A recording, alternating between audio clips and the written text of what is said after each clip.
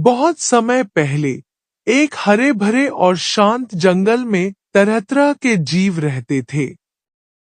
उस जंगल के बीचों बीच एक पुराना बड़ा पेड़ था, जिस पर मधुमक्खियों का विशाल छत्ता बना हुआ था।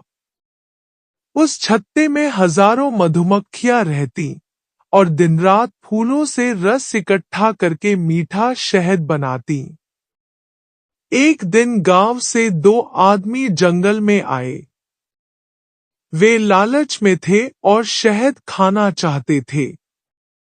उन्होंने पेड़ पर बने छत्ते को देखा और बोले, वाह, कितना बड़ा छत्ता है, चलो इसे तोड़ लेते हैं और सारा शहद घर ले चलते हैं।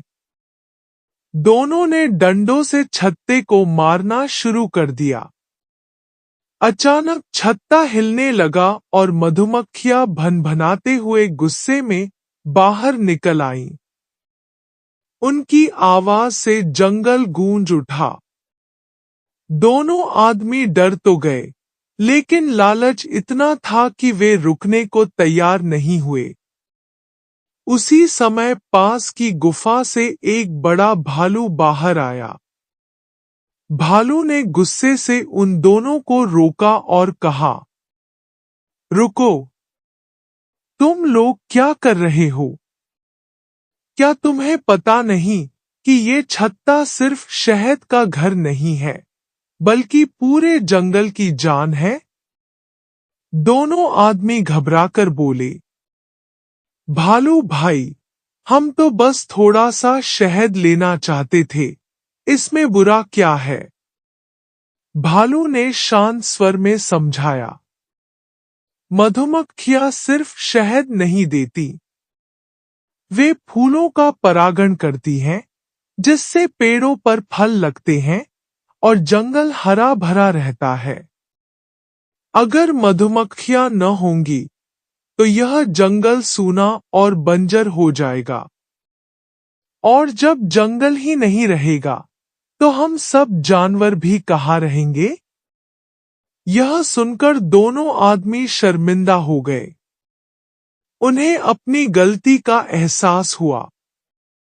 उन्होंने तुरंत डंडे नीचे रख दिए और बोले, हमें माफ कर दो, भालू भाई। अब हम कभी भी मधुमक्खियों को नुकसान नहीं पहुंचाएंगे, बल्कि उनकी रक्षा करेंगे। भालू मुस्कुराया और बोला, याद रखना, असली इंसान वही है जो प्रकृति का दोस्त बने, उसका दुश्मन नहीं।